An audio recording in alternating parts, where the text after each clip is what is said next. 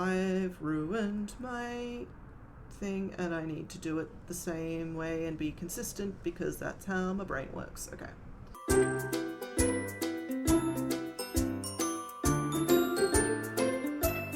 Hello everyone, welcome back to the Whimsy and Metaphor Write-Along Club.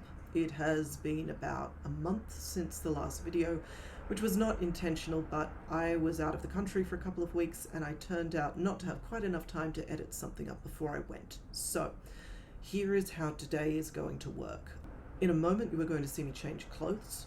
That is because this is past Whimsy, who was recording some stuff for last time and didn't quite manage to calculate correctly how much would fit into a single episode, or how much it was going to end up editing out of that episode. So in that previous bit of recording, I went over generating some names. This time, I'm going to start with that bit of recording, and then we're going to switch back to the present day, when I'm going to take us through titles.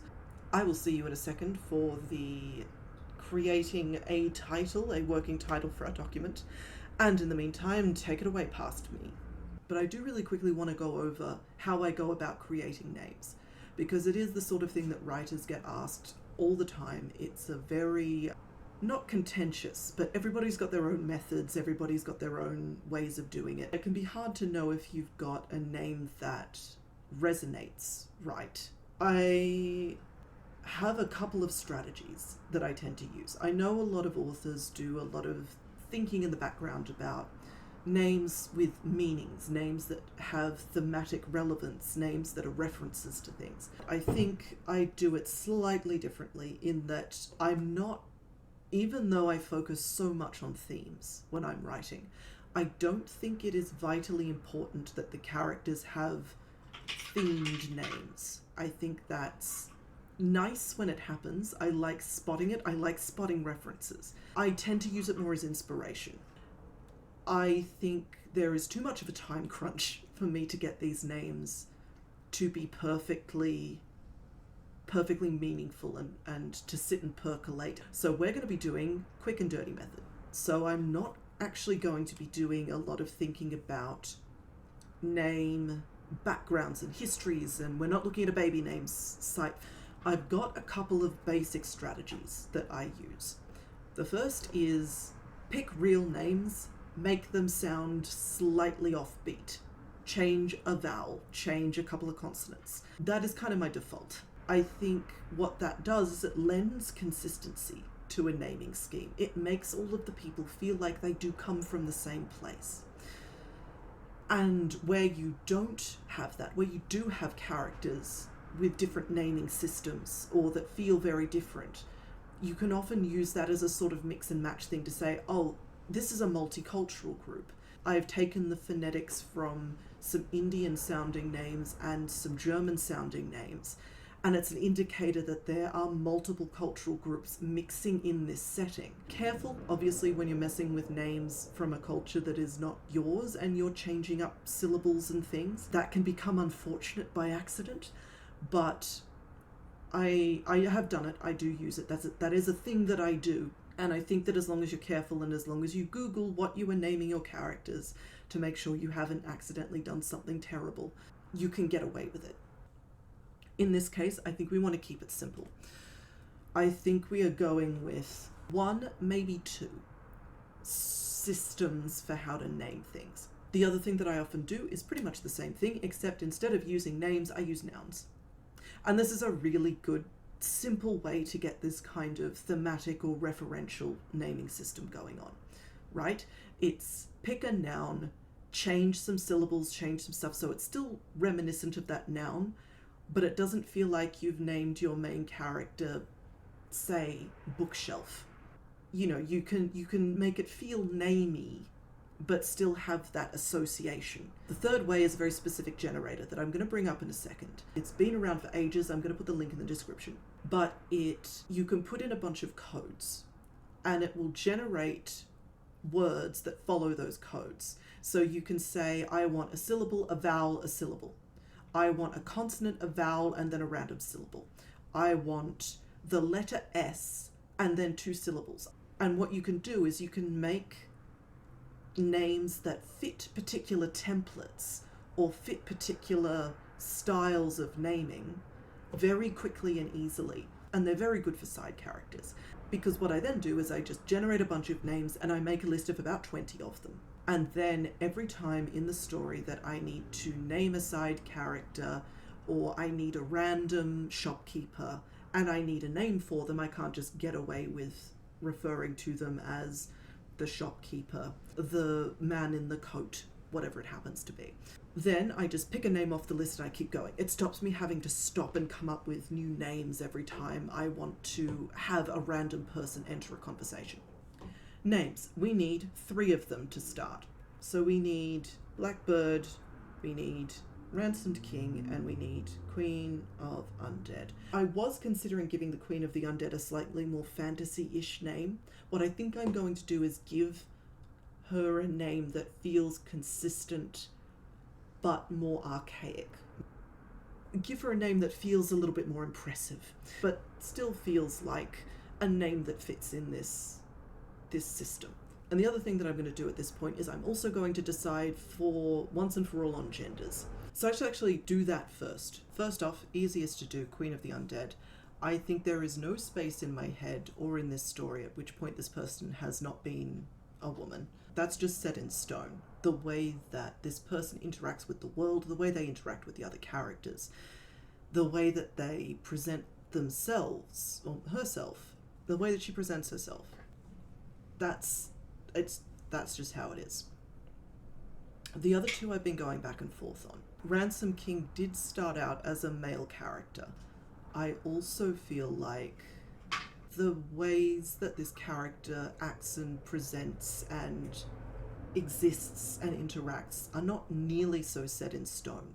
I feel like there's a lot more about them that could fit a number of genders. Yes, I think we are going to go with she.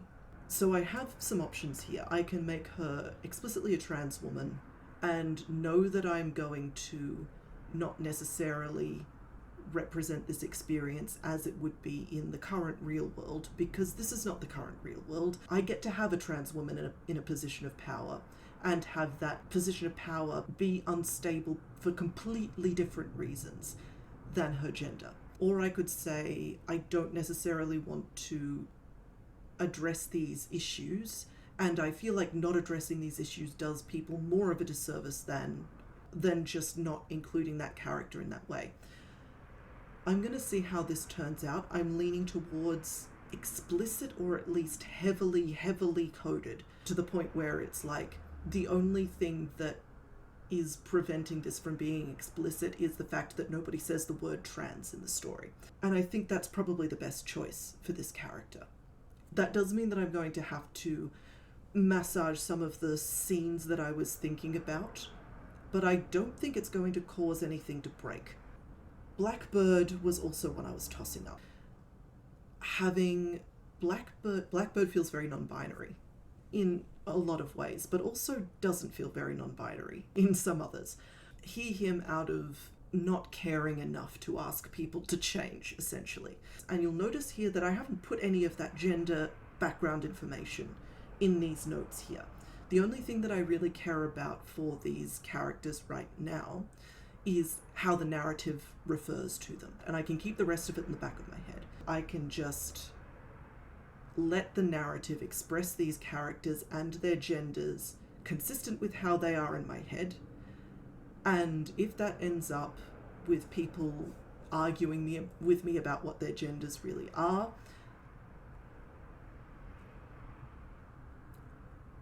I am increasingly less certain that I care. I know what I'm doing with these characters. I can let people interpret these genders based on the information I give, is essentially what I'm coming down to. So that said, let's talk about names. I had to think about this earlier and a name popped into my head. Great, awesome, one of them is done. Blackbird's name is Thomas. Spelled weird because, of course it is.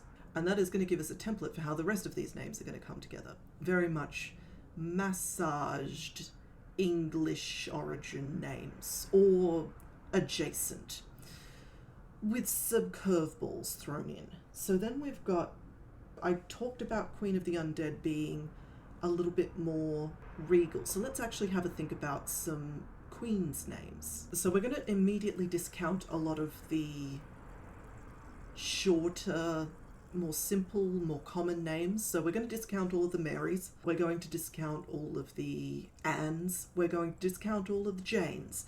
So let's have a look at what that leaves us with. Let me switch over to this. And we might even stretch a little bit back into Anglo-Saxon as well. So, oh, Encyclopedia Britannica. All right, could go for a Margaret. Then we can also spread a little bit into French because a lot of English is just kick French anyway. So we'll give these a consider. Francoise, these are all they are sort of regal, but they're not regal in the way that I want them to be. Okay, let's actually go for a different thing. This is, here we go, Medieval Names Archive. So this is a resource for people who are with the Society for Creative Anachronism. These are all extensively referenced. These are all extensively researched. These are the nerds being nerds about names. St. Gabriel's Archive is genuinely like a treasure trove. Late 16th century, no, we want Old English Anglo-Saxon. Anglo-Saxon women's names from royal charters sounds like what we're looking for. Let us also look at 1300 to 1450. Index of feminine names in the 1334 to 5 subsidy roll of Kent. That sounds good.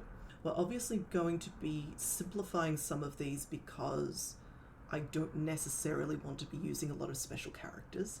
Elfeswider could be cool. So we could shorten that first part. We could shorten that first part and start it at the F. We could do something with this at the end. Elswith could be cool. A name that starts with elf. That might be a bit too on the nose. Kill, not quite right. Quendrith? Edwin, I will not be able to stop thinking of Eowyn, honestly. Fritigers. Ooh, that's interesting. And that sort of works with what I was thinking of before with shortening the Elfeswither. I'm going to cut this short here because I think we're going to start running too much over time. I'm going to do something with one of these. I think, let me switch back actually. I've got this Druze with Gith here. And I think we do start with this F. I like starting with this F. We are moving further away from this Thomas type thing, but honestly I feel like these names are going to end up still feeling like they could coexist. Because there's a lot of variance in names anyway, right? You don't have to have everything specifically on a pattern. So I'm coming up with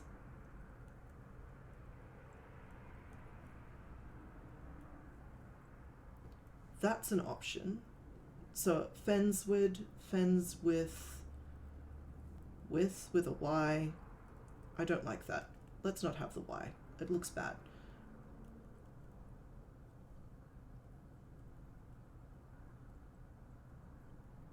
Fenswin?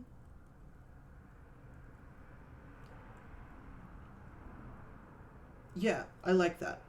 Her name is Fenswin. Let's do RK last because I had less idea what to do with her.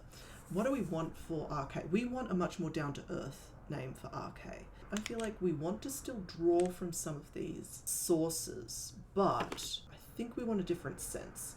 I have just had a look at this Agatha, and I'm feeling like that's got legs. I feel like Goda or Godgiver is gonna bring up some associations, shall we say, just in the same way that starting a name with elf was gonna look a bit on the nose. I think starting a name with God is also gonna get a little bit on the nose. However, we've got a Ga in Agatha. I think we can start with a Ga. Lefrin, ooh, Ostrith. That's a good name. It's not the right name for RK, but it's, oh boy, is that a name. Heck yes. I love some of these. Genba, Gan, Gad, Gadva, Gadlin, Gedlin? No, that's gonna bring up some other stuff. So I've cut out a lot of thought and back and forth here, but I've taken this Ganba, this Goda, and I've come up with, I was sort of taking this Gad, Gid thing, And then I had this Godden here, and then I was sort of combining those. So I had Godner, that didn't work. I had an H on the end, even worse. And then I had Goddener, and I think we've ended up at Gaddener. And I think I like Gaddener. I think we've got a Gaddener here. Knowing this, I am now going to show you how to use the other thing. So we're going to write those down as NPC names, not because they're actually NPCs, but because this is how this is going to work. So this is the site that I use to generate my names for just random people in the story. We're going to do a really simple one. So let me bring up the quick reference guide. So we're going to be using combinations of these things. Some of these are pretty, I'm not sure exactly how you describe what a unit for an insult is, or a mushy name ending, or a stupid person's name. That sounds, no, we don't, I don't use those. They're very unnecessary. I'm going to generate a couple of different templates. So we've got a lot of vowel combinations. Let's do a capital V and then syllable vowel and see what that gives us. And there's a whole lot here that are just a whole bunch of vowels strung together. And I think that's because syllable can start with a consonant or it can start with a vowel. Let's pull a couple of those off this. So I'm going to go with Oloru here. Ataru could be good.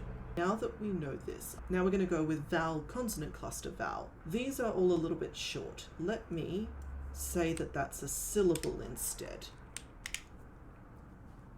Hey, then we're starting to get to things. And you see how these are starting to feel, they do kind of feel like that, these Anglo-Saxon names that we were looking at before.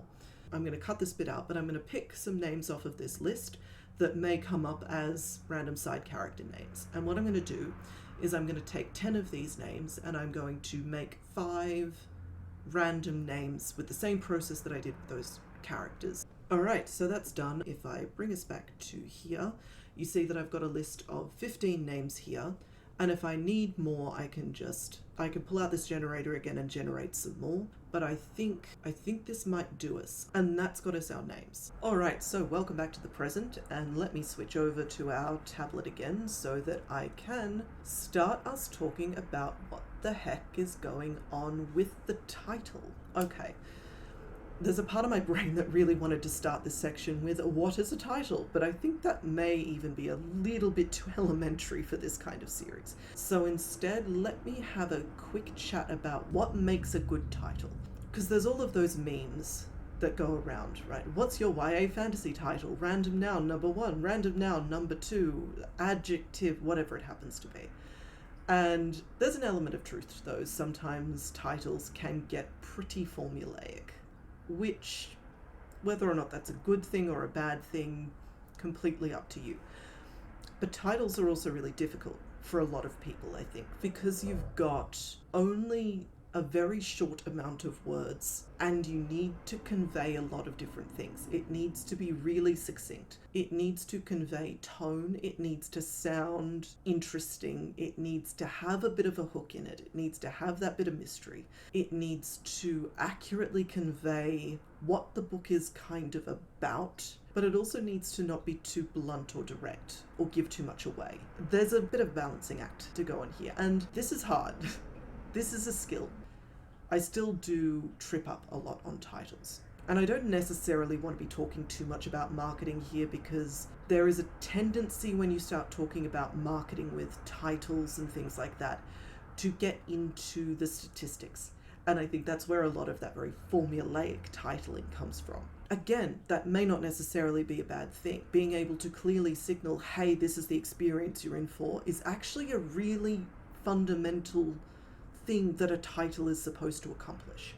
Let's make some notes and let's start trying to piece together what this title should be. And again, I am on a time crunch, so I'm going to just try and do this the quick and dirty way. This may not get us a perfect title. It's probable I could come up with something a lot better if I gave myself more time, but it's going to give us something that's good enough. So far, a lot of the planning and a lot of the ideas have come through that more political angle, but I really do want to make sure that it's not ever quite forgotten. I want to convey a sense of tension. And this is about genre, right? Because the genre of this story is, yes, it's dark fantasy, but that's very broad. So narrowing in on that, we've got a political, and it is character focused.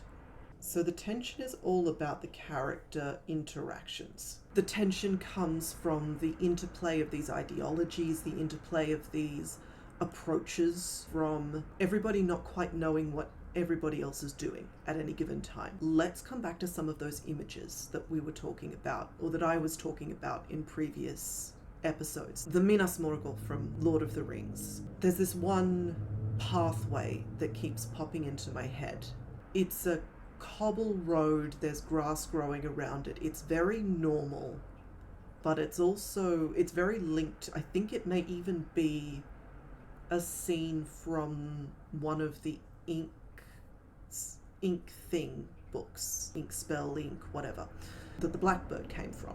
It may not even have been described that way. It's just my brain had an image in it when I was thinking about that scene when I was reading it, and that's what came out. Minas Morgul, let's start with that because that's a little bit more concrete. That's very ethereal but foreboding. It's got that sense that it's not 100% real, it's not 100% there, but it's very big and it's very grand and it's very old. Let's go with sense of history as well, both in terms of this is definitely going to be a country that I think feels the weight of history, especially when we come to Fenwin, but also in the sense that the entire setting is feeling the weight of the history of these characters specifically. Let's actually put that up here. That is a vibe that is extremely important. Road, comma, pastoral. What I mean by that is that it is a paved road. It is a road between farm areas. And there's an interesting dichotomy with it in my head, especially with the Blackbird. I really want to incorporate this road in the story. I think this is important, and I think it is an interesting idea to play with, because the Blackbird is very much, well, Thomas, he has a name now, he considers himself very much a people person, and he's very ideologically rooted in this idea of being a vox populi kind of thing, right? And because of the connection with the Ink Noun trilogy, the Blackbird in that is very outlandishly dressed, right? Very vibrant, very vivid, masked as well, because that Blackbird has this whole vigilante, hide the identity, Robin Hood figure type thing going on, which I don't think is quite right for our Thomas. But I think it's drawing very much on that, because Thomas does have this sense of the theatrical that is very much borrowed from that interpretation of that character. Having this very normal, very sedate setting, having this very intense, this very theatrical, this very out of place and time figure on it, that's got legs. That's the start of a scene somewhere. So road, pastoral, juxtaposition, disconnected, Thomas. That's a thought I'm going to have to pause, put in the folder, and bring back when I'm actually doing the outline. The other thing that I thought was trios. We have triangle, etc. Tri. That's a potential word association that we can draw on. I'm going to say 3 points here, because there's a possibility we can use this points concept. We have this revolution concept, and it's a past revolution, right? This is the aftermath. This is what happens after the revolution. So now what I want to try and do is throw some of these concepts together and see if I can start just word associating some ideas and things. And I'll come back if I have anything interesting to say. Okay, we're back. I have had a quick thoughty thinky thing. I have started to just throw some ideas at the wall. This first bit here is really just me throwing around words. Then I started kind of I started coming up with the grave associated things, try and get that sense. I also put in another piece in our must-haves. Once I'd kind of gotten that grave associations out of my head, I've started coming up with this phrase, from across the something. I tried some variations. So I've tried from the other side, from far away, but I really like the way this flows, especially if we can get a one-syllable word after it. So let me just get us, I think I want to try generating something in that like road, street, way, path maybe. I thought about divide as well, kind of that reference to like the afterlife, but I think we can get better than that. So let's start with road and see where it takes us. Boulevard, course, drive, expressway, pathway, line. From across the line, maybe. No, that feels a bit like middle of the revolution. From across the byway, no. That sounds cool, but it doesn't. It flows nicely, but it's one of those ones where it flows, but then you think about it and you realize it means absolutely nothing and has nothing to do with the topic. From across the direction is a terrible title. Okay, maybe not. If we also had from the other side of, I think that's getting too long. There is a novella in existence, or a novel, or a something that is named From the Other Side of the Concrete. That is a really cool title. Doesn't work for this story. From across the passage. I don't like across in that sentence, but let's see if we can... Oops, I should have put that in a different spot. I'm going to pretend that was always there. From across. This doesn't have, as in way. Alright, let's actually search up some geographical things. From across the rift it has potential. Void is a cool word, but I think it doesn't quite work here. Abysm. Oh, I've got to use abysm more in everyday speech. That's a word and a half. From across the breach, rift. Let's see what we've got in rift. From across the fault. Ooh, let me put that down because we've also got this. Let me just switch and show you what I'm doing. Fault might be a good word to play with, so is fracture. Let me bring this back up. Let's have a look at fault. No, you're not going to give me fault as in crevice. Okay, look at fracture. Crack, fissure, wound, breach. Okay, we're getting the same things. If we go from across the fault is probably the best one we've got. Let me get back to here for a sec. I don't like that still. I don't think fault is right, but I think it's the best one we've got for that so far. Let me play around with these a little bit. Just interrupting myself for a second here because I keep coming back to this from. I don't like just across the fault line. I like this idea of from because I think it gives you that sense of standing opposite something. You know, if you just say across, it could feel like it's got one character moving forward, but if you have the from there, it gives much more of the impression of this standing on one side looking over. I think anything that I'm sort of coming up with here is also moving a little bit far away from this deathness. So I like playing in that space. There's a word here. Maybe we don't do it this way. Maybe we start coming up with a different structure. Let's go back to graves. There's a joke here with reminiscent of inter relationships, but I think it's a bit on the nose. Two, it'll be the second time in very quick succession that I've titled the book using that kind of pun. So let's steer away from that right now. So that's another format of title that we could go with. The Mausoleum Cracked, which I think is a good title for something. I don't think it's a good title for this. I think I'm going to have to move away from fault, not because it's not an amazing word, because of that dual, like, crack plus blame meaning, but because all I can think of is the fault in our stars. But we could have the something fault line. My brain immediately goes to grey, but that's because I have a slight obsession with the colour grey. And then I think it's got to be one syllable. I think that title doesn't flow right if we have something like yawning. Could be vast, but none of these are conveying enough double meaning. I need an adjective that conveys the meaning of that distance, but also implies an emergence. Yawning is getting there. It's getting a little bit of that sense of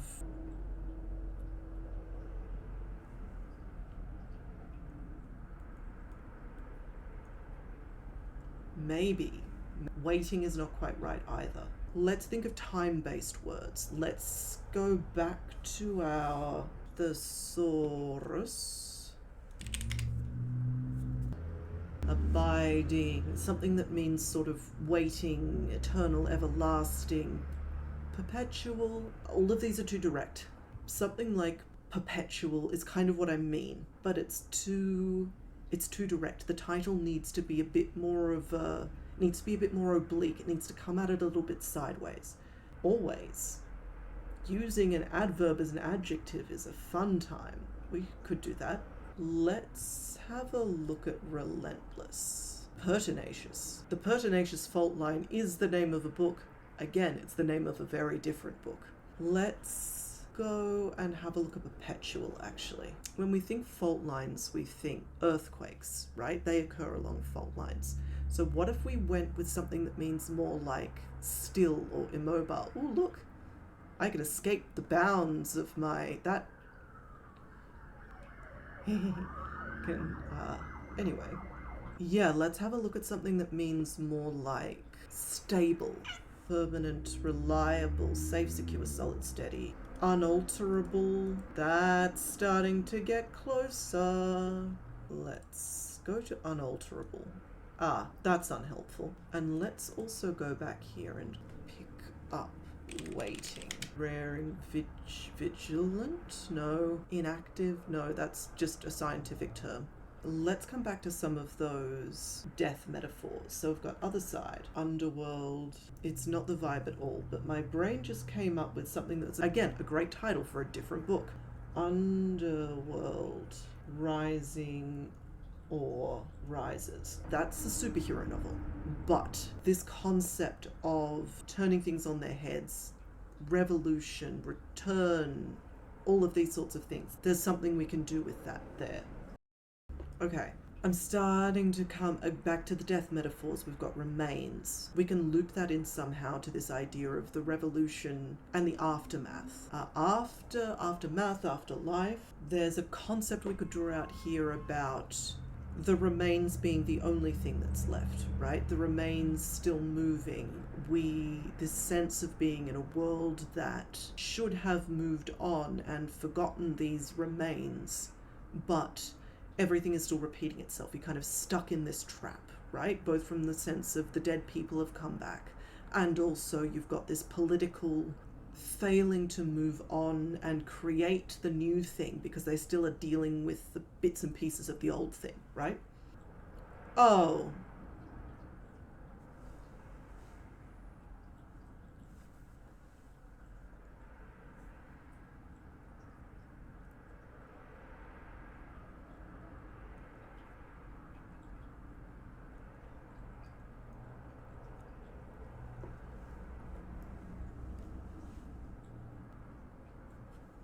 No, I'm onto something here.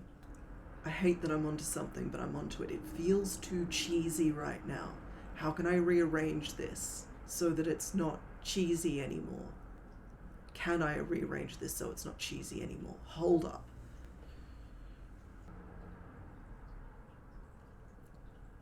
No, that's it. Is it? No. Shit. It's lighter than I was expecting. Does it suit the vibe still? Does it work anyway? So this is the one I'm thinking about here, this 3 remainder something. There's a few different ways you can go with that, right? You can either do 3 remainder 1, 3 remainder 2, which would be an implication of how many of the characters are left at the end of the story. Potentially. It could be a red herring.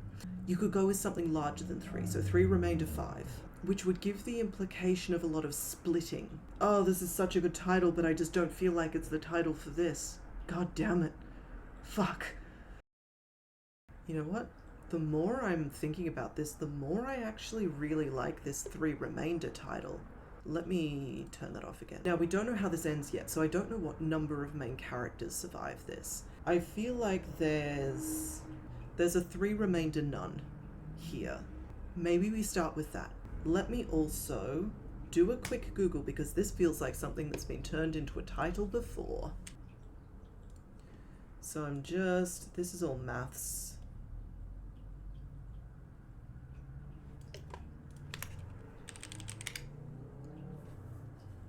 No.